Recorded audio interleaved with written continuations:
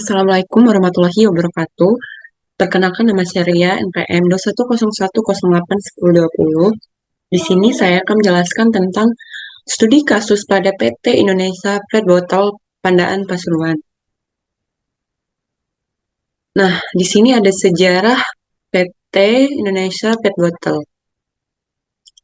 PT Indonesia Pet Bottle merupakan salah satu sekian perusahaan terkemuka di Jawa Timur yang menghasilkan kemasan plastik dengan spesialisasi pembuatan botol plastik atau polyethylene terephthalate, gelas plastik atau polypropylene, dan galon polikarbonat.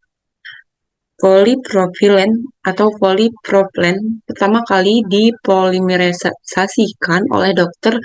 Karl Rand di Hoss AG pada tahun 1991 yang tidak menyadari pentingnya penemuan itu. Kemudian ditemukan kembali pada 11 Maret 1954 oleh Giulio Natta. Polipropilena pada awalnya diyakini lebih murah daripada polietilena. Nah, di sini ada lokasi perusahaan. Lokasi atau letaknya berdiri perusahaan merupakan hal yang paling penting. Kenapa? Karena akan mempengaruhi kelangsungan hidup perusahaan itu sendiri, baik untuk menghadapi persaingan dengan perusahaan lain. Untuk sebelum perusahaan didirikan, hendaknya terlebih dahulu ditentukan tempat dan lokasi yang paling tepat dan strategis bagi perusahaan. Hal ini dimaksudkan agar perusahaan dapat melakukan kegiatannya dengan efektif dan efisien untuk menghadapi kemungkinan perluasan di masa yang akan datang. PT Indonesia Pet Bottle terletak di Jalan Gunung Gangsir nomor 13, Desa Nogosari, Pandaan, Pasuruan, Jawa Timur. Nah, kemudian di sini ada visi dan misi. Yang pertama itu menghasilkan produk berkualitas, yang kedua harga bersaing, dan yang ketiga pengiriman tepat waktu, keempat memberikan kepuasan pelanggan, yang kelima pelanggan adalah mitra kerja. Selanjutnya struktur organisasi.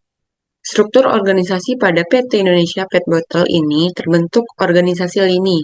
Dalam ini harus memandang dan tanggung jawab atasan kepada bawahannya atau sebaliknya dilaksanakan menurut garis lurus, di mana kekuasaan dan tanggung jawab terletak pada satu pimpinan segala perintah dari pimpinan tertinggi. Kemudian mengalir terus sampai ke tingkat operasional. Dalam hal ini, bawahan bertanggung jawab atas pekerjaan yang dilaksanakan kepada atasannya. Bawahannya hanya mempunyai seorang atasan dan atasan tersebut mempunyai hak untuk mengawasi dan memerintah bawahan tersebut. Kemudian ada job description, yaitu catatan tentang tugas dan tanggung jawab dari suatu pekerjaan tertentu. Catatan ini berisi tentang hal-hal yang berkaitan dengan pekerjaan yang harus dilakukan, bukan tentang pemegang pekerjaannya. Nah, ada beberapa job description yang dimiliki oleh perusahaan ini. Yang pertama ada direktur utama. Yang kedua ada manajer dan manajer P dan GA. Yang ketiga ada manajer keuangan. Yang keempat manajer pembelian. Kelima bagian pembelian dan keenam manajer akuntansi. Selanjutnya personalia. Yang pertama ada status tenaga kerja, kemudian jumlah karyawan, tingkat pendidikan karyawan, waktu kerja, upah dan sistem penggajian, kemudian kesejahteraan pegawai. Selanjutnya, produksi. Produksi tersendiri meliputi sifat proses produksi, mesin dan peralatan yang digunakan, kemudian material yang digunakan, proses produksi. Selanjutnya, pemasaran. Yang pertama ada promosi. Promosi yaitu menawarkan langsung ke customer dengan mendatangi perusahaan air yang baru.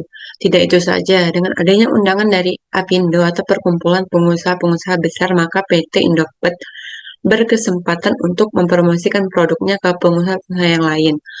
Yang kedua B, daerah pemasaran. Yang ada 4 daerah pemasaran oleh perusahaan ini, yaitu yang pertama Jawa Timur, Jawa Tengah, Kalimantan, dan Lombok. Selanjutnya pesaing. Adapun pesaing dari PT Indonesia Pedrotal antara lain PT Berlina Tbk, PT Bumi Pandaan Plastik, PT Bajul Plastindo Raya, dan yang terakhir PT Fortuna Industri Plastik Pandaan, serta PT As Kulman Plastik.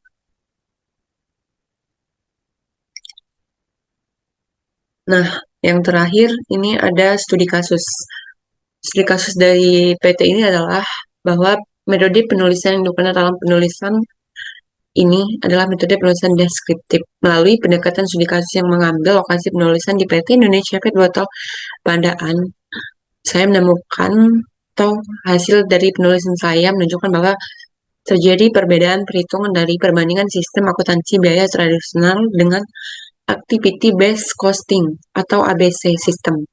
Botol mengalami undercost atau pembebanan biaya produk terlalu rendah sebesar 942.708,68 rupiah. Sedangkan untuk produk gelas plastik mengalami overcost atau pembebanan biaya terlalu tinggi, yaitu sebesar 903.929.466,33 rupiah. PT Indonesia Pet Botol Pandaan diharapkan mengganti sistem akuntansi biaya tradisional dengan sistem ABC dalam menentukan harga produk produksi karena informasi pada sistem ini lebih akurat untuk membantu manajemen dalam proses pengambilan keputusan. Nah, kesimpulan dari presentasi saya adalah PT Indonesia Feed Bottle Pandaan adalah sistem akuntansi biaya tradisional di mana dasar yang digunakan untuk membebankan biaya overhead pabrik ke masing-masing produk menggunakan satu pemicu biaya yaitu jumlah unit yang diproduksi yang dihasilkan oleh masing-masing produk. Hal ini mengakibatkan terjadinya distorsi biaya karena pembebanan biaya overhead pabrik pada masing-masing jenis produk ada yang dibebankan terlalu besar dan sebaliknya ada yang dibebani biaya overhead pabrik terlalu rendah. Mungkin itu saja yang bisa saya sampaikan. Lebih dan kurangnya saya mohon maaf. Kepada Allah saya mohon ampun. Wabillahi taufiq wal hidayah. Wassalamualaikum warahmatullahi wabarakatuh.